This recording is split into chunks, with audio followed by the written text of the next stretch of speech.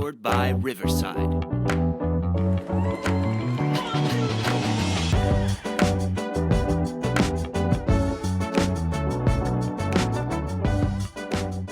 Hello and welcome to the Sad Fan, where we talk about the good, the bad, and everything that made you sad.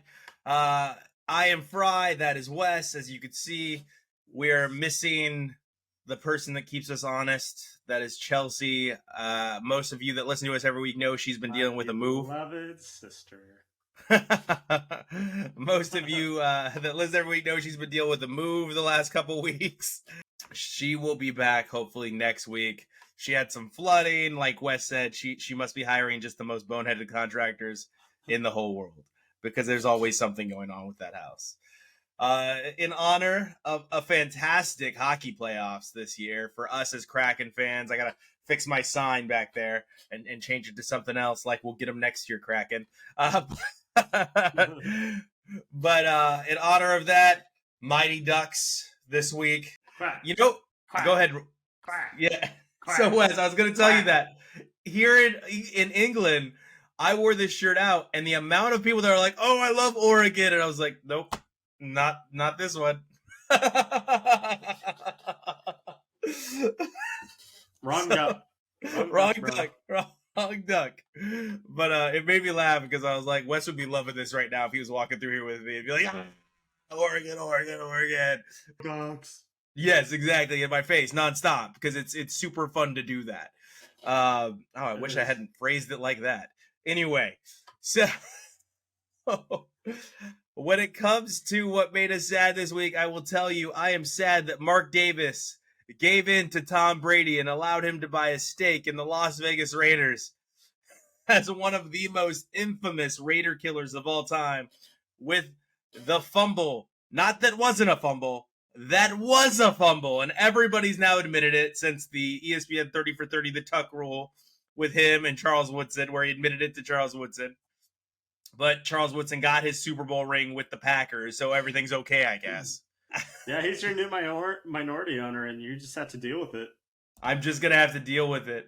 There's some funny memes. I hope he's on Raiders TV all the time. I hope he just pops up on every Raiders game, so you just have to see his mug every time you watch a game. Well, remember, he's not coming until next year to the press box. He's taking a year off, and then he's going to join the press box. Maybe he's going to try to repair things with Giselle. What do you think? I don't know. They actually both appear to be living their best lives, to be honest. Both Giselle and Tom appear to be living their absolute best lives. Yeah. Not fun. There's been, especially once you hit those 40s years, like just go have fun. Just whatever. For sure. So there's been some really funny memes going around about when Jimmy Garoppolo walks into the owner's box or walks into the practice facility and Tom Brady's just like looking over his shoulder and stuff like that. Or there's one that's like Tom Brady as an owner, the dude behind the tree, like waiting for Jimmy Garoppolo to come out. Like he's not going to ever stop harassing Jimmy Garoppolo. But we'll see. I think that this whole Patriots regime, I think at the end of this year, I think it's done.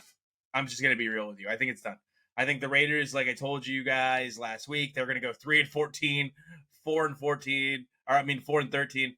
Pardon me. I have zero hope for the Raiders this year. I think the team's going to be bad. I think everybody's living on hope, and everybody's like, "Oh, you're a fake Raider fan." No, I'm the only real one. I'm the only real Raider fan here because I know exactly how this is about to go. You can't just win games with no defense at all.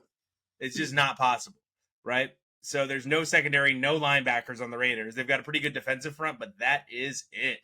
After that, Daniels is done after this year. Yeah, I think so. I think it's garbage. I think he's done a garbage. All he did to build a team is sign former Patriots. That's it. They're like, "Hey, Josh, full autonomy. Ziegler, go crazy. Do what's going to make us win." I know. Let's sign all the Patriots that didn't win shit. Let's do that. So it's going to be interesting. We'll see how it goes. But let's talk about what made you sad, Wes. For me, it's got to be the King getting swept by the Nuggets. That was really unfortunate.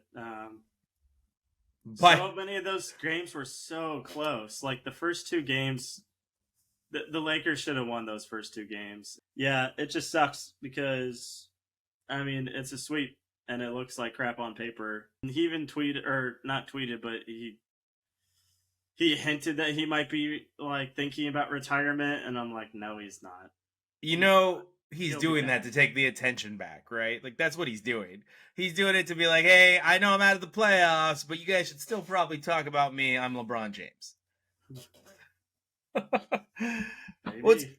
it's hard to win when you're playing against the Serbian Larry Bird, the 7'4" Serbian Larry Bird taking Jokic. one-footed threes. Yes, He's good. He's good. that's late breaking news. He's pretty good. Yeah. Who would have known? A former MVP is pretty two good. time, Yeah, two-time two-time MVP. MVP. Pretty good. It's pretty good. Yeah. You know, him and Jamal Murray playing together is really well. I don't think Jamal Murray is this amazing, outstanding player without Jokic. I think he gets a really high usage rate on that team. But that team also has some ancillary players that people don't really talk about, right? Because Aaron Gordon was a top 5 pick. I think it was a number 2 pick overall. Yeah, to the Orlando Magic. I think he was like the number 2 pick overall out of Arizona, I believe. You could fact check me, but I'm pretty certain I'm correct here. And then you had Michael Porter Jr., who, when he went to Missouri, if it wasn't for the injuries, was also evaluated as one of the top players in college basketball. But his back betrayed him, which it appears is going on in the NBA as well. In his NBA career, his injuries have really hamstrung him and not allowed him to play to the best of his abilities, right? But they're not. We're saying they're a 2-man team, but I think they've got a lot of pieces on that Nuggets team to be great. I mean, they are great. They are great. You think this is an all-time team? No, I'm saying they're a great team though. Any team, in my opinion, that makes it to the NBA Finals is a great team. Not like an all-time great, but like they're a great team. I don't know, man. You're really walking out on a limb with that take. Like any team that makes a championship's a great team to me. Like I don't know how to argue that except for be an asshole and be like, no. But like, yeah, generally, if you could make a championship Yeah. game, you should be considered a great team. You know, we don't have an opportunity to say you're wrong. You made the championship, and no one can take that away from you. You know, Exactly. I mean, that's great. do you Now you just have one series left, so don't blow it. But the Miami Heat are looming in the background. now? Do you think that's a great team, the Miami Heat? Jimmy Butler's been on fire. I mean, yeah, because he belongs in an institution, in an asylum. He's absolutely crazy. How so? You don't remember the Timberwolves practice game from a couple years ago Oh. where he like cursed out Karl Anthony Towns, who's never been the same since, and he yelled at Andrew Wiggins, who wasn't the same until he went to the Warriors to rehabilitate his career. You don't remember that? No. Where he called them all trash players and he beat them all with like without changing into his regular street clothes with like the third stringers. That is amazing. Yeah, so you've never heard that story? Oh my gosh, you got to look up that story. You would have fun with that story if you look that story up. But it's funny because there's an interview with Jeff Teague. Do you remember Jeff Teague, the point guard? Yeah. Out of Wake Forest? Yeah. So Jeff Teague did an interview on a podcast, which like that's where we're aiming to be here by the end of next year. Is we're hoping to continue to get bigger, continue to grow. Hopefully we go, we can double our subscribership. So please subscribe, rate, review, share us so we could start attracting these interviewers. Podcast. I don't want to give that person any airtime because I'm so afraid we're not taking that dude seriously again this year. Everyone says we have the best podcast. Trust me. Huge podcast. Huge. So what's funny is Jeff Teague is talking about like how Jimmy Butler's out there talking about your starters are scrubs. He's like, watch me beat him with the third team. And Jeff Teague's like, oh man, this is funny as shit. This is so funny. He's like, wait a second. He's talking about me. And I think that's funny. I think like we've all had a moment like that where we think something's really funny or we think like something and then we stop for a second. We're like, wait a second. Are they making fun of me? No. So yeah, Jimmy Butler's a psychopath, but dude, Miami's doing it with like undrafted nobodies. Yeah. Right? They go squashed ahead. the Bucks. Yeah. They're about to squash Boston. Like they're playing out of their freaking minds. So if I give you this name, Caleb Martin, what does that mean to you, Wes? He sounds like a hockey player. He All right, he should be playing for the Panthers. Here's another one. You ready? Max Struess. Again, hockey player. They sound Canadian. Last one. Gabe Vincent. That sounds like a basketball player's name. All undrafted players that are making an impact in this series. Every single one of them. Okay. And then on the Celtics, meanwhile, you've got Jason Tatum, who was the best player in that draft, right? Better than Markelle Fultz. Yeah. Then you've got Jaylen Brown, who was a number 3 pick overall out of Cal, right? Who is probably going to get a supermax contract. Grant Williams, and they can't do anything. They got Time Lord Williams, who they probably broke last year in the finals. Because their coach isn't good enough. Joe We Mazzulla, talked about man. this last week. And he's such a baby. Have you watched any of his press conferences? No. Oh my God, he's a baby. He just lashes out at everyone. They're like, sir, we're asking you why you didn't take any timeouts. He's like, I did take timeouts. No, but we mean in crunch time in the fourth. He goes, that's not my style. If you've been paying attention to my style, you would know that's not my style. Right? And he does that all the time, and he gets like offended. They're like, do you feel like you were out coached? And he goes, no, I think we won 3 quarters tonight. And then the reporter might come back and I'm like, well, I mean, but you didn't win the game. But we won 3 quarters. Like, that matters. Like, that's a relevant stat. So it's been fun. It's been interesting to watch him flail up there. But on another show that I like to listen to, they mentioned this was a funny fact that came up. So do you know where Joe Mazzulla went to college? No. West Virginia University. Do you know who eliminated? Virginia. Do you know who eliminated West Virginia while he was attending West Virginia as an athlete on the basketball team? Who eliminated them from the NCAA tournament? Marquette. Guess who was on that Marquette team? Jimmy Butler? Jimmy Butler was on that Marquette team. So I don't know, man. He's in for it. It's been tough. It's been a rough year to be Boston. It's been a rough year to be Boston sports fans. You've got a great Celtics team, the number 2 overall seed. You've got the best hockey regular season ever to happen. Yeah, and regular season. Remember that. Best regular season ever. Both are on the brink of getting eliminated. Now, Wes, for the life of me, for some reason, I remembered all those facts, but I just can't remember who the hell eliminated Boston Bruins from the playoffs? The Panthers. That's right. The Panthers eliminated them. And they just, as an 8 seed, shook the world by sweeping Carolina Hurricanes, and all because of Matthew Tkachuk. Tkachuk was insane in that series. He scored the game winner in triple overtime in game 1. He scored another game winner in overtime in game 2. And then with like 3 seconds left, he scores the game winner in this one. Dude is on something. Like, he is so freaking good. Well, he's in Florida, so let's not take any guesses at what he's on. Because it could be the old. He could be on the old white powdered ice coming out of Florida, so let's just leave that one alone. But yeah,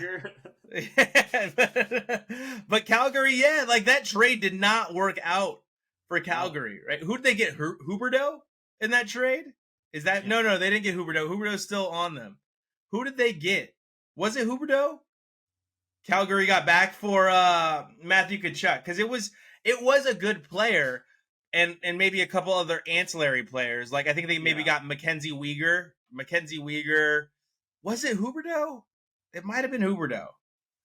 Yeah, Huberdeau and Weegar. Yeah, so Mackenzie Weegar and Jonathan Huberdeau, they got back. And where is Calgary? Sitting at home watching Matthew Tkachuk. Sitting at home. Put on a show, man. He's putting on a show. Insane. And your boy Brooks Koepka is a huge fan, by the way. Have you seen that? You mean Brooks Koepka? You hate Brooks Koepka because he went to live, right? Yeah. I mean, if we want to go down a little tangent on the PGA Championship this year, did you see Michael Block? That's the pro, right? They hit the hole in one. Yeah, the golf pro. So I mean, for anyone who doesn't know, the PGA Championship every year they invite golf professionals. And basically these guys are like people that like teach golf. They're like professional teachers and they also like manage golf courses and stuff. And so this guy, he gets, he wins a tournament or whatever, like a play-in tournament. So he gets to play. This dude's probably making like $80,000 a year, or whatever, from just like teaching golf and stuff. by the And hour. he makes the cut. One of the the last, I think the last time like a golf professional made the cut in this tournament was like several years ago. And then not only that, in the final round, he gets to play with Rory McIlroy, and then he Yeah. makes the freaking hole in one in front of Rory McIlroy, and then he finishes top 15. He gets to go. He qualifies for the tournament next year, and then he also got sponsorship exemption, like personally from like the tournament director for like the next two tournaments. Like Yeah, the and dude's life is changing in front of his eyes. he made top 15. Do you know what the prize money is for top 15? He It's got got to be more than he's 280,000. Yeah, that's crazy. For what, 3 days work? Yeah, 4 days work. 4 days work. Yeah, Thursday, Friday, Saturday, Sunday. So he had to work on the weekend, to be fair, to make it. But yeah. I mean, that dude's life is changing in front of his eyes. He even got like it was like some adult website or whatever offered him like a $300,000 thing or whatever. Like a sponsorship? Yeah. They're like, will you play golf with a Pornhub golf bag, please? Right. Well, it's funny because like every interview he did after that, lots of people were kind of giving him a tease for crying at every single interview he did after that. But like, Dude's you're right, his life just changed. Like life-changing money, life-changing opportunities, and like he made a hole in one in front of like tens of thousands of people, probably in front of like one of his like golf idols. Like, dude, that's like a dream come true. Yeah, I mean, he played the round of his life. He Yeah. played the round of his life to get there. But yeah, dreams come true. It's very interesting. Brooks Koepka did end up, what sent us down this path is Brooks Koepka did end up winning that tournament, right? And then somehow managed to make it to the Panthers game. And I love what we saw. Have you seen the clip of Brooks Koepka at the Panthers game yet? I saw he was there. I didn't see the clip. Oh, you didn't see the claps to blinks ratio? Where he appears to never blink for like 3 straight minutes and he's just clapping for the Panthers? Yeah, and everybody's like, I don't want to make any assumptions, but he definitely didn't blink that many times. But yeah, he's a well-known big Panthers fan, right? And I think it's got to be hard to like Brooks and easy to hate Brooks because it seems like he just rolls out of bed and is great at golf. He lives a great life. He doesn't necessarily like golf. Like he's on record saying golf is boring, right? Yeah. But he just goes out there and wins. Yeah, he's just naturally good at it. Yeah. And it's just like whenever he wants to. It's not like he plays every tournament. Like, maybe I'll play today. You know? And then he signed on with Liv, which is a terrible organization to sign on, but he's a marketable name, and he's young still. But Matthew Tkachuk is very, very, very young. Right? Early 20s, dominating the sport of hockey. And now he's got his team into the finals. And on the other side of the bracket, Vegas still has to beat Dallas. It's over. I mean, Vegas is gonna win. Vegas is gonna sweep them. How good is it to be a Las Vegas Knights fan? It's pretty good until they lose to the Panthers. Is that what you're calling already? Florida winning? But then they're gonna get swept by the Panthers. I don't know, man. Las Vegas is a really good team. And it's, like I said, since their advent, since their first year ever in the NHL, they've been nothing but playoffs, finals, playoffs, finals. So and good. it's changed the way you think about a franchise. Like a new team coming in and they just win. That's all they do. They're like T-Pain. All they do is win. And now we've got, I hope that they make it to the finals because now we have a game or a finals, a Stanley Cup finals, where you have two teams that have never won the championship with two crazy different stories in two desert. One is in a tropical environment in Florida and Miami region, right? And then another one is in the desert in Las Vegas, and they're playing in Canada's Cup. I mean, both of them have crazy night scenes, so nightlife. I mean, either one would be good to go and party. But yeah, it's crazy how like lopsided all these series are. I mean, the Celtics, they barely survived getting swept. Yep. The Lakers got swept. The Panthers swept the Hurricanes, and Vegas might very well sweep the Stars. Like I've never seen like more lopsided conference finals. It's weird.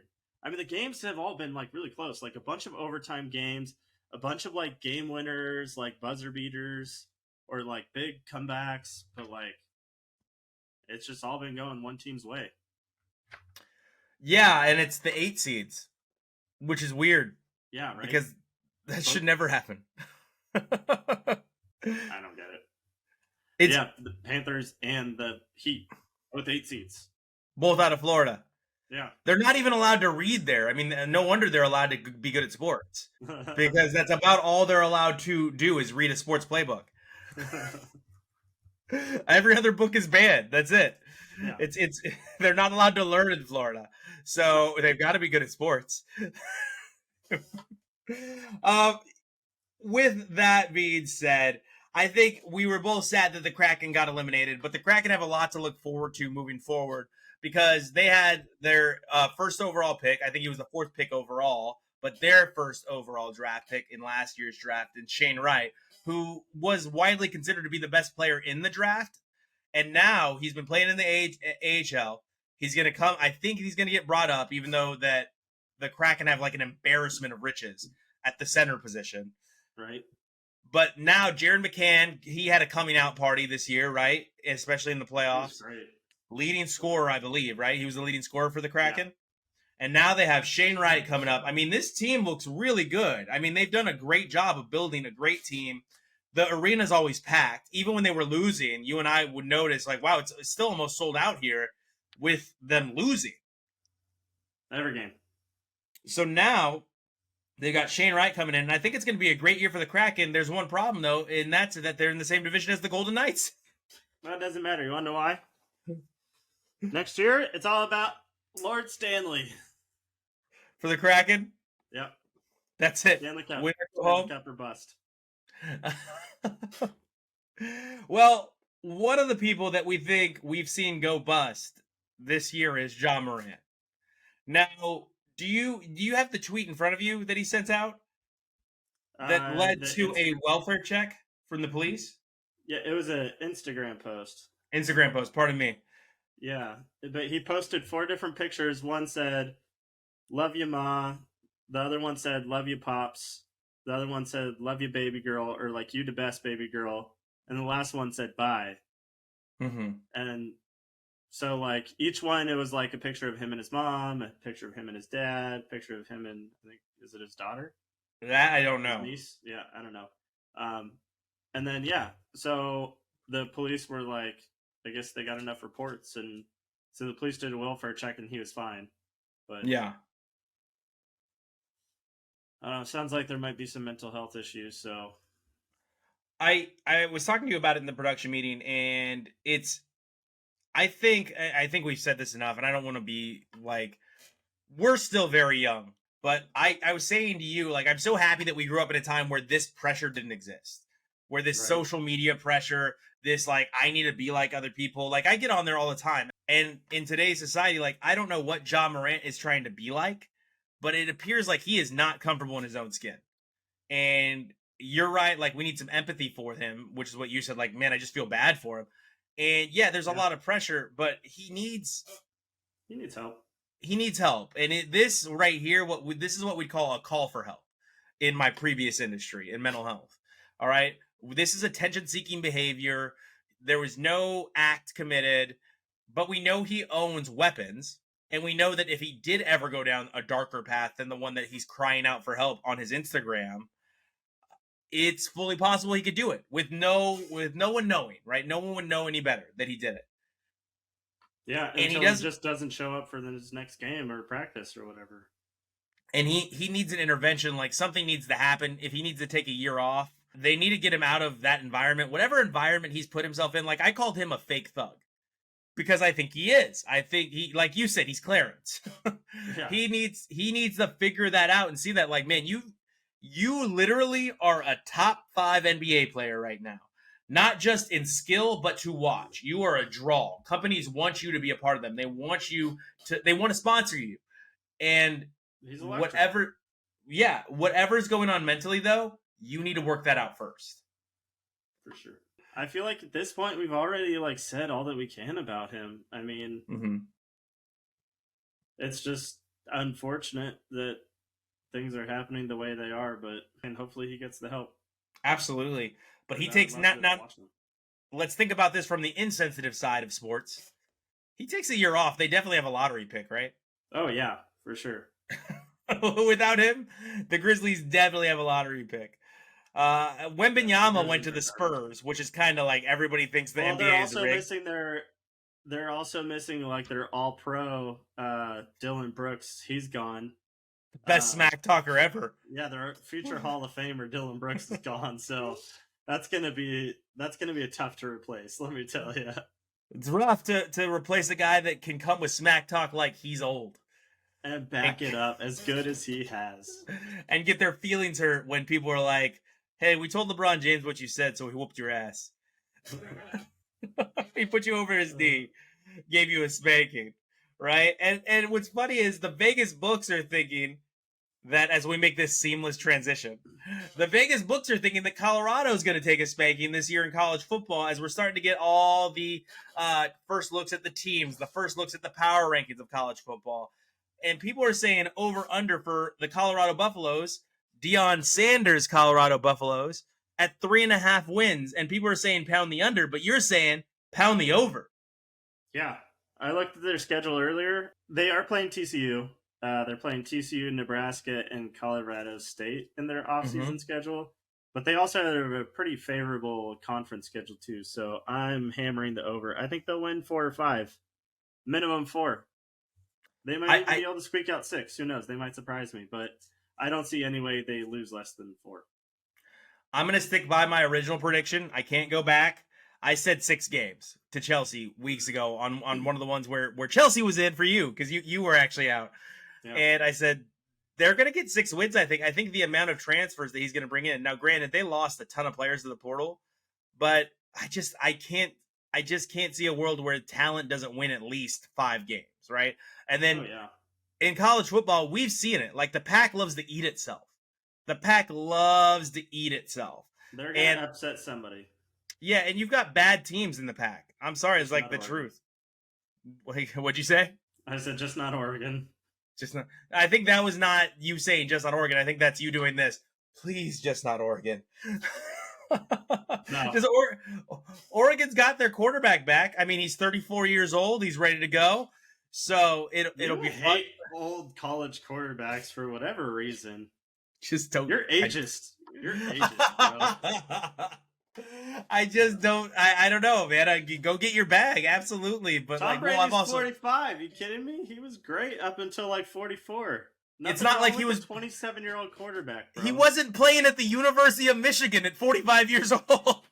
Dude, if he was, they would have won the national championship. Okay. No, there'd be a lot of kids with hurt feelings because he uses tough love, and these kids need that. They need that soft, like it's okay. You try hard. You did a good job. I shouldn't have said that, but it's what just imagine, like a 35-year-old Tom Brady playing college football, just tearing everyone a new hole. Just yelling at his offensive line. Why can't you guys block? And they look at him like, "Sir, I'm 19.